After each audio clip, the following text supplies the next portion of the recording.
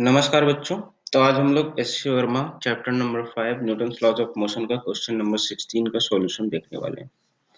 Up to 15 already cover कर चुके हैं। तो चलिए सबसे पहले क्वेश्चन देखते हैं क्या बोल रहा है। बोल रहा है find the reading of spring balance as shown in the figure. है ना, ये आपका स्प्रिंग बैलेंस दिया हुआ है। ठीक है, इसकी रीडिंग बतानी है आपको। जैसे इसके पहले वाला जो क्वेश्चन है 15 में वेइंग मशीन की रीडिंग बतानी थी, उसी तरह से अब यहाँ पे इसकी रीडिंग बतानी है। बोल रहा था elevator is going up with an acceleration of g by 10।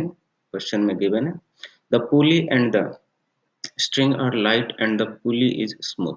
ठीक है, तो फ्रिक्शन वगैरह आपको कुछ नहीं एज्यूम करना है, स्ट्रिंग जो है वो मासलेस एज्यूम करना है, और ये सिचुएशन दिया हुआ है। तो सबसे पहले तो आप ये सिचुएशन कंसीडर करो कि मान लो अगर ये एक्सेलरेटेड नहीं होता, लिफ्ट लिफ्ट के अंदर अगर आप बैठ जाओ तो आपको क्या दिखेगा, ये दोनों रेस्ट पे दिखेगा या मूव करता हुआ दिखेगा। तो आंसर इज ये दोनों रेस्ट पे नहीं दिखेगा, क्योंकि इसका मास क्या है, ज्यादा है, और इसका मास क्या है, कम है। तो अगर आप लिफ्ट के अंदर बैठ जाओ तो ये नीचे की तरफ आएगा और ये ऊपर की तरफ जाएगा। ठीक है, तो चलिए इस क्वेश्चन को हम लोग सिंप्लीफाई करने की कोशिश करते हैं। इस क्वेश्चन को हम लोग दोनों तरीके से कर सकते हैं। एक तो लिफ्ट के अंदर बैठ के भी कर सकते हैं, और दूसरा हम लोग ग्राउंड पे नीचे बैठ के भी कर सकते हैं। तो दोनों मेथड से हम लोग करने की कोशिश करेंगे कि कैसे क्या क्या सावधानियां बरतनी है इसमें। तो चलिए सबसे पहले हम लोग क्वेश्चन को लिफ्ट के अंदर बैठ के करते हैं। इसको हम लोग क्या बोलेंगे, लिफ्ट फ्रेम में। तो लिफ्ट के अंदर अगर आप बैठ जाओ, और लिफ्ट क्या है, एक्सेलरेटेड है ऊपर की तरफ g/10 से। g/10 को अप्रोक्सीमेट हम क्या ले रहे हैं, 1 ले रहे हैं। ठीक है, क्योंकि g की वैल्यू लगभग मैं ले रहा हूँ यहाँ पे 10, तो 10/10 क्या हो जाएगा, 1। तो इसका एक्सेलरेशन मैं ले रहा हूँ कितना, ऊपर की तरफ 1 मीटर पर सेकंड स्क्वायर। ठीक है, ताकि कैलकुलेशन क्या हो जाए, आसान हो जाए। तो यहाँ पे ये सिचुएशन है। अब सोचिए कि लिफ्ट अगर ऊपर की तरफ एक्सेलरेटेड है यहाँ पे 1 मीटर पर सेकंड स्क्वायर से, तो लिफ्ट का जितने भी पार्ट होंगे, है ना, बशर्ते कि जो मूव नहीं कर रहे हो, जो भी लिफ्ट के साथ अटैच्ड होंगे वो सारे, लिफ्ट के साथ अटैच्ड कौन है, ये पर्सन। पर्सन भी इधर उधर मूव नहीं कर रहा लिफ्ट के रिस्पेक्ट में, तो पर्सन भी क्या करेगा, ऊपर की तरफ एक्सेलरेट करेगा। बट लिफ्ट के रिस्पेक्ट में ये दोनों जो पर्सन है, ये दोनों पर्सन है मूविंग है। तो अब ये दोनों पर्सन मूविंग है, तो ये दोनों का एक्सेलरेशन क्या होगा, अलग होगा, अदर देन 1 होगा। तो ये आपको यहाँ पे समझना है। जो भी चीजें मूविंग होगी उसका एक्सेलरेशन क्या होगा, अलग होगा। जो भी चीजें इस लिफ्ट में अटैच्ड है, जो लिफ्ट के रिस्पेक्ट में मूव नहीं कर रही है, उसका एक्सेलरेशन कितना होगा, लिफ्ट के इक्वल ही होगा। तो पहला कंसेप्ट तो ये आपको समझना है। तो चलिए यहाँ पे सबसे पहले अगर मैं बात करूं, ये जो ऑब्जर्वर है, तो ऑब्जर्वर का एक्सेलरेशन है, दैट मीन्स ये आपका कैसा है, नॉन इनर्शियल फ्रेम। और आप जानते हैं नॉन इनर्शियल फ्रेम में न्यूटन्स लॉ डायरेक्टली एप्लीकेबल नहीं है, आपको सूडो फोर्स लगाकर अप्लाई करना होगा। ठीक है, तो चलिए अब दोनों का हम लोग क्या करते हैं, फ्री बॉडी डायग्राम बनाते हैं, है ना। तो ये बॉडी ए हो गई, ये बॉडी बी हो गई। और यहाँ पे मैंने क्या माना है कि मान लिया कि लिफ्ट के अंदर बैठकर अगर देखो तो ये ऑब्जेक्ट तो ऊपर जाएगा, ये किधर जाएगा, नीचे। तो कुछ ना कुछ एक्सेलरेशन दिखेगा इस पर्सन को जो लिफ्ट में बैठा है ना। और ये भी दिखेगा कि ये जितना से ऊपर जा रहा है, मान लो ये x यूनिट ऊपर गया, तो ये ब्लॉक भी x यूनिट नीचे ही आएगा। तो दैट मीन्स अगर इसकी वेलोसिटी किसी इंस्टेंट पे v है, तो इसकी वेलोसिटी कितनी होगी, v होगी नीचे की तरफ। और अगर इसका एक्सेलरेशन a है ऊपर की तरफ, तो इसका एक्सेलरेशन किधर होगा, नीचे की तरफ a होगा। बट ये जो a है, ये कौन देख रहा है, लिफ्ट के अंदर बैठा हुआ। क्लियर है यहाँ तक। हाँ, तो चलिए आगे बढ़ते हैं। तो अब इसका फ्री बॉडी डायग्राम बनाते हैं। ठीक है, देखने वाला ये है, इसके रिस्पेक्ट में ये ऊपर की तरफ क्या कर रहे हैं, एक्सेलरेट कर रहे हैं ए से। तो ये एक्सेलरेशन प्रोवाइड कर दिया मैंने। और यहाँ पे ये भी 3 kg है, तो इसका भी मैंने एक्सेलरेशन प्रोवाइड कर दिया नीचे की तरफ। जो भी फोर्सेस है वो दिखा दिया। एक तो टेंशन लग रहा होगा दोनों के ऊपर, एक तो mg लग रहा होगा दोनों के ऊपर नीचे की तरफ। तो ये देखिए mg लगा दिया मैंने 1.5 इंटू जी की वैल्यू कितनी, 10 ले रहा हूँ मैं। ठीक है, तो ये हो गया 15, और ये हो गया कितना, 30। और एक एक्स्ट्रा क्या छूट रहा है, तो answer is pseudo force. Pseudo force किधर लगेगा, तो जैसा कि आप लोग जानते हैं सूडो फोर्स किधर लगता है, ऑब्जर्वर जिधर की ओर एक्सेलरेटेड होता है उसकी अपोजिट डायरेक्शन में। तो ऑब्जर्वर का एक्सेलरेशन ऊपर की तरफ है, तो सूडो फोर्स किधर लगेगा, नीचे की तरफ। तो सूडो फोर्स मैंने नीचे की तरफ लगा, इस पे भी नीचे और इस पे भी नीचे। ब्लॉक के मोशन पे डिपेंड नहीं करता, ये ब्लॉक भले ही ऊपर जा रहा हो और ये ब्लॉक भले ही नीचे आ रहा हो, बट सूडो फोर्स किस पे डिपेंड करेगा, सिर्फ और सिर्फ ऑब्जर्वर के मोशन पे। ऑब्जर्वर अगर ऊपर जा रहा है तो सूडो फोर्स किधर लगेगा, नीचे की तरफ, चाहे ब्लॉक किधर भी जा रहा हो। तो देखिए यहाँ पे मैंने सूडो फोर्स एक लगाया, m इंटू ए। एम की वैल्यू कितनी, 1.5। और एक्सेलरेशन कितना था ऑब्जर्वर का, तो आंसर इज लिफ्ट का जितना था 1। तो 1.5 इंटू 1, तो 1.5 हो गया सूडो फोर्स इस पे। And 3 into 1 pseudo force 3 Newton इस पे नीचे की तरफ। तो क्वेश्चन सिंप्लीफाई हो गया। अब आपको डायरेक्ट एनएलएम अप्लाई कर सकते हैं। तो यहाँ पे देखिए मैंने एनएलएम अप्लाई कर लिया। इसके लिए टी माइनस ये हो जाएगा 16.5 इक्वल टू मास हो गया 1.5 इंटू ए। पहला इक्वेशन आ जाएगा जो भी होगा। इसको मैं 3/2 लिख रहा हूँ और इसका सिंप्लीफाई कर लिया। अब इसके बारे में देखते हैं। ये नीचे की तरफ एक्सीलरेटर है तो नीचे वाला फोर्स पॉजिटिव ले रहा हूँ मैं। तो 30 + 3 33 minus T equal to mass 3 into acceleration कितना आ गया ए। इक्वेशन नंबर 2 दोनों को सिंप्लीफाई करोगे तो क्या आ गया, टेंशन इन द स्ट्रिंग आ गई। अच्छा, ये तो टेंशन आ गई स्ट्रिंग में। सिमिलरली अगर आप टी की वैल्यू अगर आप पुट करोगे तो एक्सेलरेशन की वैल्यू आ जाएगी। बट क्वेश्चन में पूछा क्या, क्वेश्चन में पूछा reading of the spring balance. तो आपको यहाँ पे ये समझना है कि reading of the spring balance क्या होगा यहाँ पे। तो टेंशन इसको आपको ट्रीट करना है एज ए स्ट्रिंग। और स्प्रिंग अंदर क्या होता है, स्प्रिंग बैलेंस में स्प्रिंग लगा होता है ना। तो इसमें जो टेंशन होगी वही इसकी क्या होगी, रीडिंग होगी। दैट मीन्स आपको इसकी टेंशन की वैल्यू निकालनी है। तो आप इसको एज ए स्ट्रिंग मान के भी इसमें टेंशन की वैल्यू निकाल सकते हो। तो ठीक है, तो इसका मैंने क्या किया, इसका टेंशन कैसे आएगा, तो इसका मैंने क्या किया, पुली का फ्री बॉडी डायग्राम बनाया यहाँ पे। ठीक है, तो पुली पे तो एक ये दोनों रस्सी नीचे की तरफ खींच रहा होगा तो ये टी लग गया। और एक क्या लग रहा होगा, ये ऊपर की तरफ स्प्रिंग खींच रही होगी उसे ऊपर की तरफ, उसको मैं बोल रहा हूँ टी डैश। ठीक है, चूंकि पुली क्या है, मासलेस है। मासलेस है तो क्या होगा, ये अगर इस पे नेट फोर्स क्या होगी, जीरो होनी चाहिए, क्योंकि एफ इक्वल टू एम है। जब एम ही जीरो है तो एक्सेलरेशन चाहे कुछ भी, उससे तो कोई मतलब ही नहीं है। पुले पे हमेशा नेट फोर्स क्या होगा, जीरो, मासलेस के कंडीशन में। तो नीचे 2t है तो ऊपर भी क्या होना चाहिए, 2t। और इसी की वैल्यू बतानी है मुझे, तो t की वैल्यू तो ऑलरेडी निकाल चुके हो, 22। तो ये कितना आ गया, 44। और ये किस में है, न्यूटन में।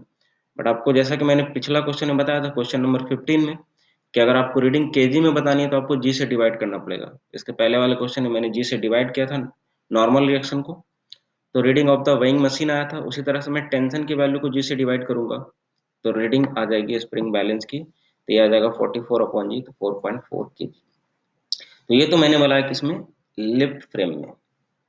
अब अगर मैं ग्राउंड फ्रेम में सेम क्वेश्चन को बनाने की कोशिश करूँ तो देखते हैं कि कैसे किया जा सकता है इसको। चलिए नेक्स्ट मेथड देखते हैं हम लोग ग्राउंड फ्रेम में। तो ये ग्राउंड पे पर्सन बैठा हुआ है।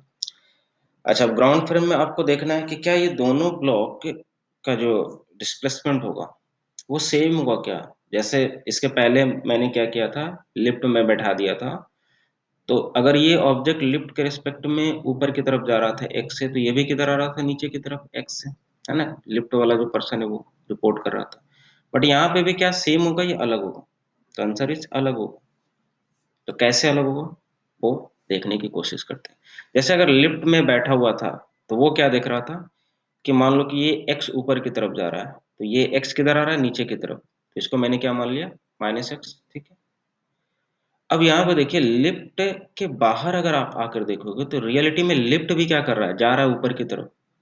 तो मान लिया कि उतनी देर में लिफ्ट जो है ऊपर की तरफ कितना चला गया, y यूनिट चली गई। तो अब सोचिए लिफ्ट के अंदर अगर बैठ के देखो तो ये x ऊपर गया और लिफ्ट y ऊपर चला गया उतनी देर में। तो रियलिटी में ग्राउंड के रिस्पेक्ट में ये टोटल ऊपर कितना गया, तो answer is x plus Y. Similarly अगर इसका बात करो, 3 kg की बात करें अगर, तो लिफ्ट तो कितना चला गया, y ऊपर चला गया। बट ये कितना नीचे आ गया, लिफ्ट के अंदर अगर आप बैठ के देखो तो x नीचे आ गया। तो y ऊपर और x नीचे, तो ऊपर की तरफ कितना हो जाएगा ये, y माइनस एक्स ऊपर की तरफ। और यही अगर पोजीशन आपका, डिस्प्लेसमेंट अगर आपका पता है, इसको डिफरेंशिएट करोगे तो क्या आ जाएगा, एक्सेलरेशन आ जाएगा। क्या करना है आपको, डबल डिफरेंशिएट करो। तो डबल डिफरेंशिएट करो इसको, तो d2xy/dt²। तो डबल डिफरेंशिएशन करोगे तो ये क्या आ जाएगा, एक्सेलरेशन आ जाएगा किसके रिस्पेक्ट में, लिफ्ट के रिस्पेक्ट में, जो कि मैं पहले a मान चुका था इसके पहले वाले सॉल्यूशन में। और इसका डबल डिफरेंशिएशन करो, d2y/dt²। तो ये किसका एक्सेलरेशन आ जाएगा, लिफ्ट का, क्योंकि ये जो y है जो लिफ्ट का डिस्प्लेसमेंट है। तो ये आ गई g/10। मतलब अगर ये बाहर पर्सन बैठा हुआ है तो इसको क्या लगेगा, इस ऑब्जेक्ट का एक्सेलरेशन कितना है, तो answer is a plus g/10। और a क्या है, लिफ्ट के अंदर बैठा आदमी जितना देखेगा इसको। सिमिलरली इसको भी डबल डिफरेंशिएट करो तो g/10 माइनस a। अब चूंकि ये पॉजिटिव लिया है मैंने, y ऊपर वाला डायरेक्शन को पॉजिटिव लिया, तो दोनों का एक्सेलरेशन का डायरेक्शन किधर लेंगे, ऊपर की तरफ। तो यहाँ पे मैंने क्वेश्चन में दिखाने की कोशिश की है।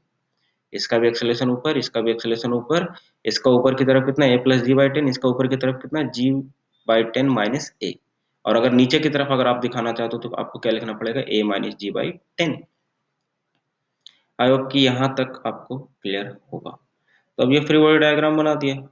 ये वाला जो पर्सन है वो क्या देखे, एक तो रियल फोर्सेस टी लग रहा है, एक तो एमजी लग रहा है नीचे की तरफ, इसमें भी ऊपर की तरफ टी लग रहा है, इसका एमजी लग रहा है नीचे की तरफ। अब एनएलएम डायरेक्ट अप्लाई कर सकते हैं, इसमें तो सूडो फोर्स वगैरह लगाने की कोई जरूरत नहीं है ना, क्योंकि ये कैसा फ्रेम है, इनर्शियल फ्रेम है, ग्राउंड पे बैठा हुआ। अब सिंपली लिख लिया T minus 15 equal to M, इसका हो गया 1.5 into acceleration A plus 1, G by 10 को मैं कितना ले रहा हूँ 1। सिमिलरली इसका भी लिख सकता हूँ, इसका भी एक्सेलरेशन ऊपर की तरफ कितना है, जी बाई 10 माइनस है, तो T minus 30 equal to mass इसका कितना है 3 इंटू एक्सेलरेशन कितना हो गया 1 माइनस ए। तब ये दो इक्वेशन है, दोनों को सिंप्लीफाई करेंगे तो इससे भी टेंशन क्या आ रही है, 1 या 22 आनी चाहिए। ऑब्वियसली टेंशन तो क्या आनी चाहिए, 22 ही आनी चाहिए, है ना। तो अब टेंशन 22 आ गई, तो अब जैसा पिछले क्वेश्चन में किया था मैंने, इसका फ्री बॉडी डायग्राम बना के फिर आप इस मशीन की रीडिंग बता सकते हैं। ठीक है, इसको और भी तरीके से हम लोग कर सकते हैं, बट सेम फंडा वही आएगा, फिर से इस कंसेप्ट का यूज तो आपको करना ही पड़ेगा।